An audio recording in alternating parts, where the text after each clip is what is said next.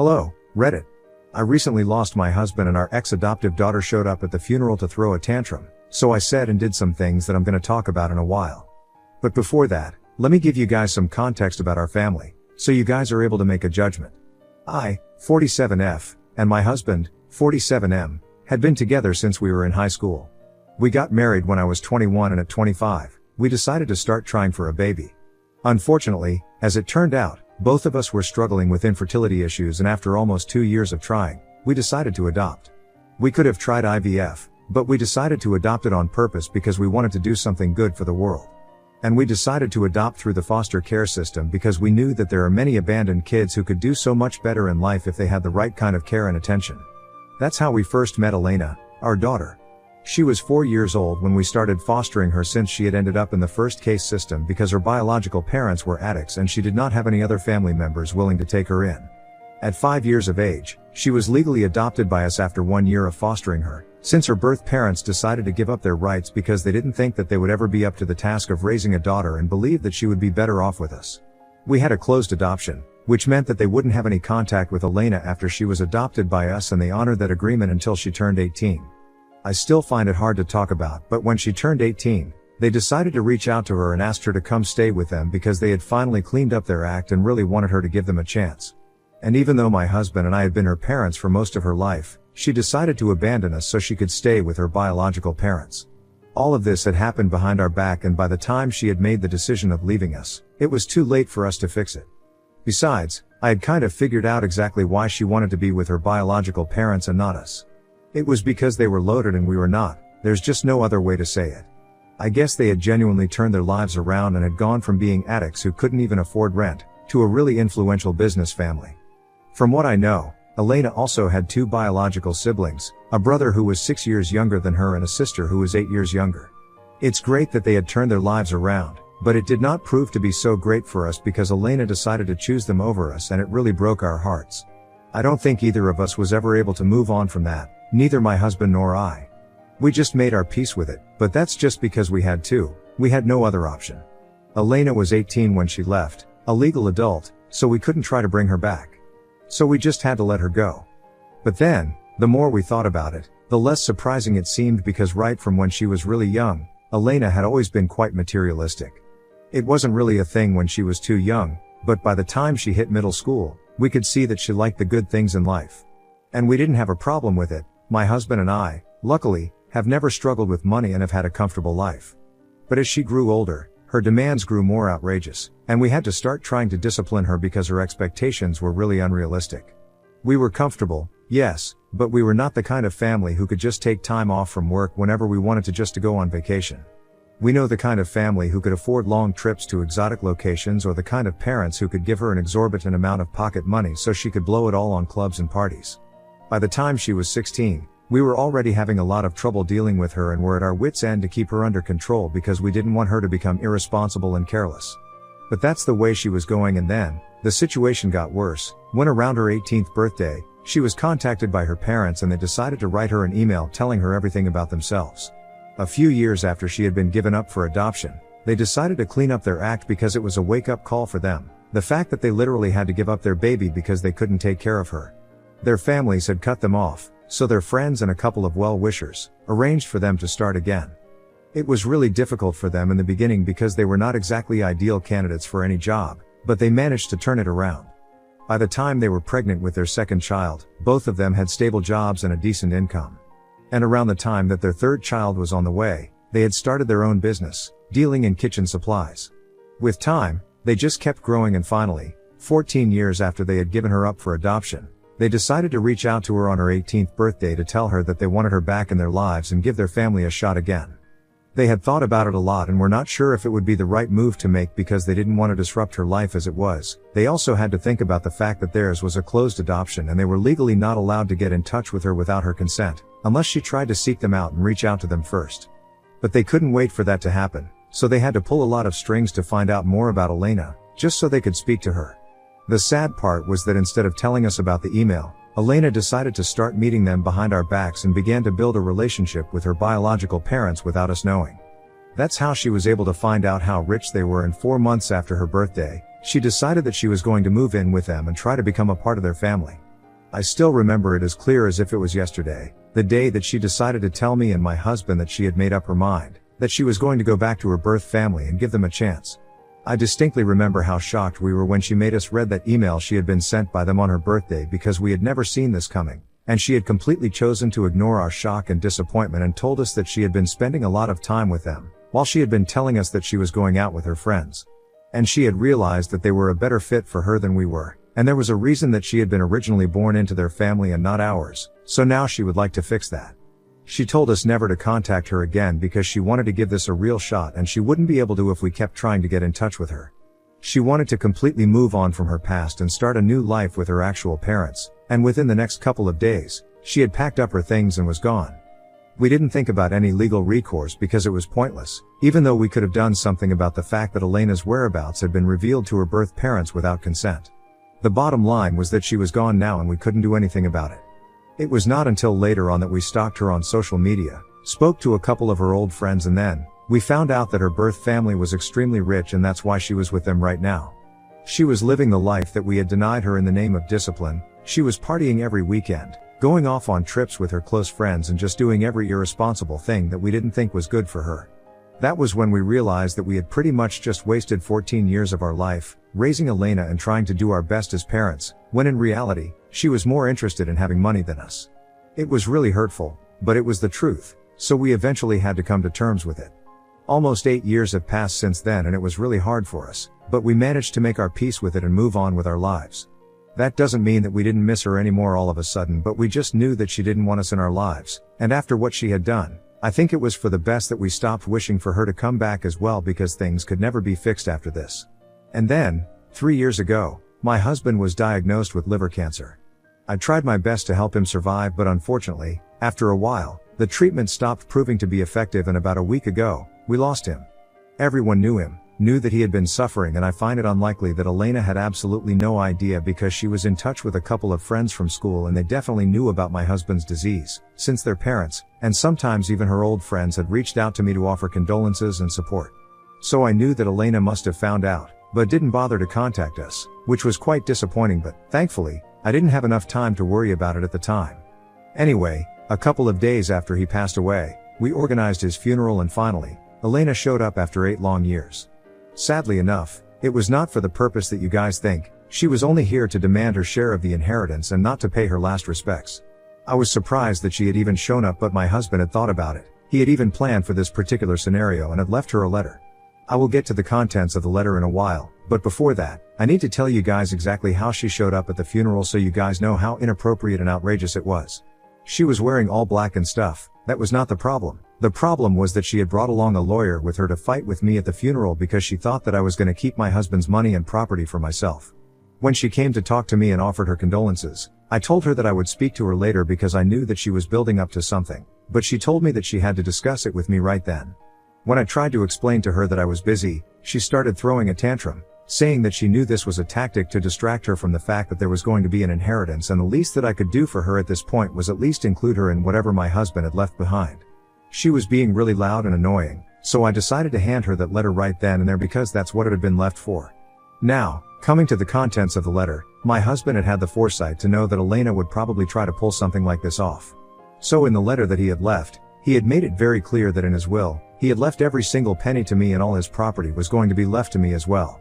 And he hadn't mentioned any names, but he had said that anybody who had not been involved in his life in the past couple of years after he fell sick, they had no right to demand anything at all and he owed them absolutely nothing. She made her lawyer read that as well, and he did not look happy since in addition to his will, this letter in his own handwriting also reinforced everything that has been decided in his official will, and I was pretty satisfied with their immediate reaction. You see, 8 years had passed since Elena had left us to be with her family, and a lot had changed in those years. My husband and I had taken over a branch of his uncle's business when he decided to expand and start something in our city as well. So we were handling that and it was quite profitable, so we had made a lot of money. Granted, we had spent quite a lot of money on his treatment as well, but even then, we were left with quite a lot. Our lifestyle had improved quite a lot in the past couple of years and we had been living well. And I guess Elena is like a bloodhound at this point. She can just sniff out who has money and come to them to demand her share. That's what she did with her biological parents, and now, she intended on doing that with us. Any lawyer worth his salt probably would have known that in Elena's situation, she had no right to be demanding anything from us, especially since she was 26 and for the past 8 years, she has had absolutely no contact with us. I don't even know what that guy was thinking, coming along with her, but I knew that that letter had dashed all her hopes of getting anything out of us. After reading the letter, a couple of times, she immediately started sobbing. And I don't mean the quiet kind of weeping while looking down at the floor. She literally started howling and threw herself onto me to give me a hug so she could cry on my shoulder.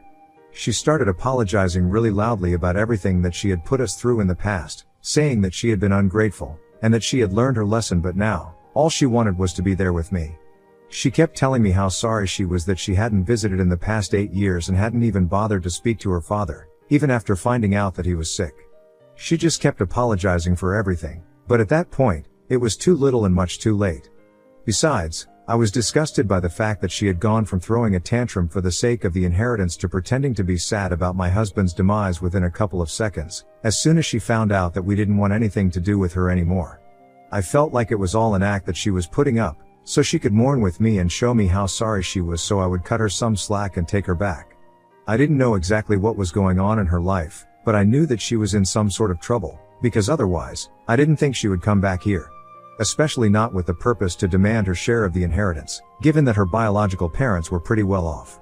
I had realized all these things while she had been reading together, so when she had been crying on my shoulder, I was so disgusted that I threw her off within a couple of seconds and she was shocked that I had shoved her. I then told her to stay away as loudly as I could, because, at that point, I really didn't care about my volume. I was so upset.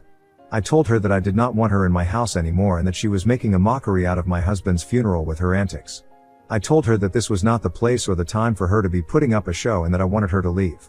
She made the mistake of trying to tell me that she was here as family, so I literally laughed out loud, and I told her that families are usually formed by either relation of blood or by relations of love.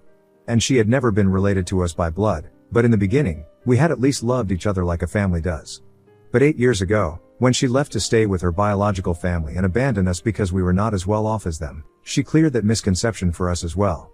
So no, she was not our family at all and I wanted her to go away. After I yelled at her, she finally left and people started trying to comfort me because I was obviously very upset. For the rest of the day, I just got the funeral over with and then, I was too emotionally and physically exhausted to think anything else so I just crashed.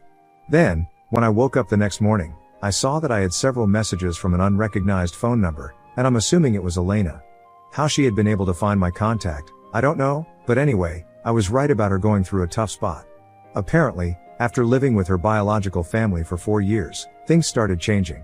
They had been quite supportive of her lifestyle in the beginning, but after that, they started getting annoyed with her for spending way too much money. And she, like a fool, refused to change her ways, and even though she did get a job to keep them from complaining about how she was depending on them too much, she didn't really take it seriously and blew all her money on maintaining her extravagant lifestyle. So basically, it was her irresponsible and callous attitude that led to her falling out with her biological family as well. About 4 years ago, they finally told her that they couldn't support her anymore because it was clear that she was planning on mooching off of them for the rest of her life, and they didn't think that it was fair because even though she had come back to spend time with them and build a relationship with them, she was so busy trying to show off for the world that she had barely spent any actual time with them. So they wanted her to move out, get her own place and start living separately. They were open to her having a relationship with them, but it had to be for more than just the sake of money since they had started to feel like she was using them, which they were right about. She had a huge fight with them and moved out, but didn't contact them again, purely because of her overinflated ego. They didn't try to get back in touch with her either, and she knew that she couldn't come back to us after everything that had happened. She was too embarrassed and ashamed. So for the past 4 years, she had been trying to make it on her own, but it had been pretty difficult for her because the job market was tough and she hadn't even been to college. Even when she found out about my husband's sickness, she had intended on reaching out to us, but then again, it was the fear of rejection that had stopped her. And for not getting back in touch with us, she was really sorry and said that she genuinely meant her apology for everything that she had put us through. But, she was also very disheartened by the fact that I had told her that she was not our family on the day of the funeral.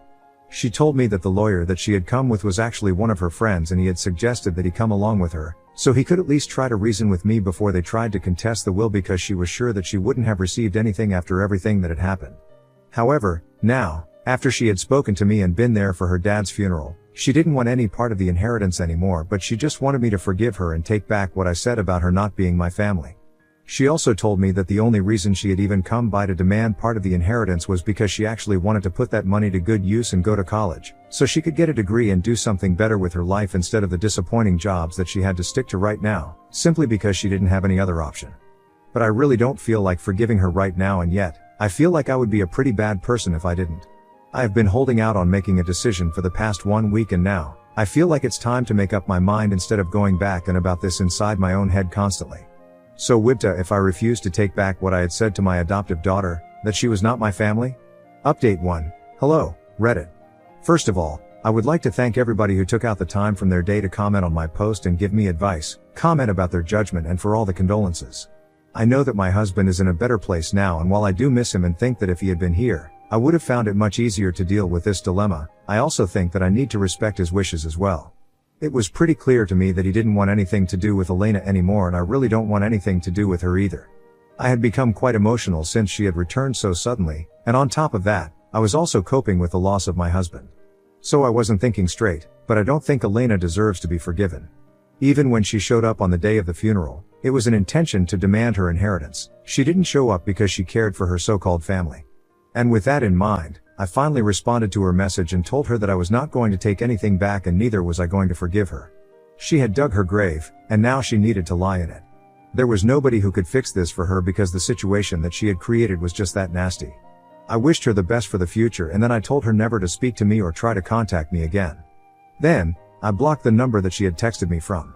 As for who had given her my contact info or my address, since my husband and I had moved away a couple of years ago, I don't know who did any of that, but when I find out, they will definitely pay for it. Update 2. I just found out who it was who had told Elena where I live, and what my contact info is, and surprisingly, it was my mother. I didn't see that coming because she had known about how terrible things have been with us, but she told me that Elena had said she wanted to come apologize to us. So she really had no idea that this is what she was going to do, and she apologized to me, wholeheartedly, for giving my personal information to Elena without asking.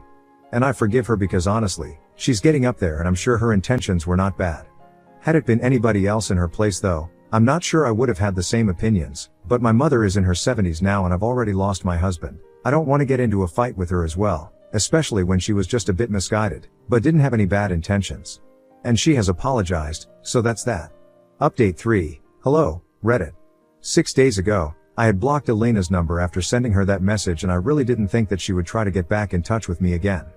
But she showed up to my house once again today, and I refused to let her in, but she just kept sobbing right outside my door and kept telling me that she was really sorry about everything, but she just needed to speak to me, and I really had to give her a chance to explain herself. It was incredibly hard for me to deal with that kind of thing because I'm still grieving and I'm not in a very emotionally stable place right now. So I kept telling her to leave, that I couldn't deal with this at the moment, and that I really needed some space, but she refused to go and kept telling me that she really needed to talk to me. I would have called the cops under normal circumstances, but she was sobbing so hard that I couldn't find it in me to do it. It might sound strange, but even though she is a grown woman now, all I could hear was that little kid whom we had brought home who would cry at almost everything. So, I ended up opening the door to let her in. It took a few minutes to compose herself, but once she did, she immediately started apologizing to me for everything once again. So I had to cut her off, and I told her that the only reason I had brought her in so she could stop crying, and I could tell her that was not enough place to process or accept her apology right now. A lot has happened and everything has changed, so accepting her back into my life is not gonna be a piece of cake. And she needed to realize that whatever had happened in the past 8 years, I couldn't just forget it because she had apologized for it. So she really needed to give me my space, especially when I was already dealing with something so big right now, the loss of my husband. That man was the love of my life, and he's gone now, and I need to cope with my emotions regarding that first, and only then can I even think about her.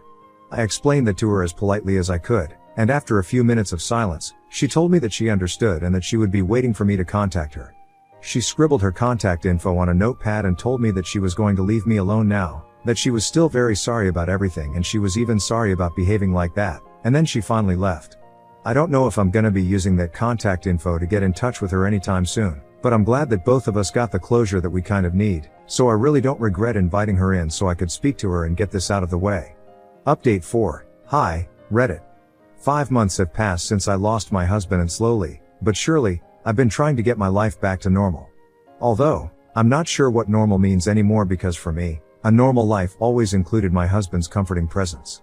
Now that he's not here, I'm just getting used to doing everything that I used to do before, just without him. It's nice that I have my work, his uncle's business, to handle here since he and I used to work together. I have to do it all on my own now, so at least that keeps me occupied. The rest of the time I try to fill it by keeping in touch with my family and friends, but most of the time, I just stick to television and books. It hasn't been easy, but I'm getting used to it now. Now, the million-dollar question, did I reach out to Elena? Or did she reach out to me? Well, for better or for worse, I haven't reached out to her yet, and she has respected whatever I had said to her during our last waiting and hasn't reached out to me either. So we are sticking to our no contact agreement at the moment. Maybe someday in the future, we will be able to figure it out and I'll be able to forgive her, but right now, I'm not in the place to do that, and that's okay. I just want to focus on my own life.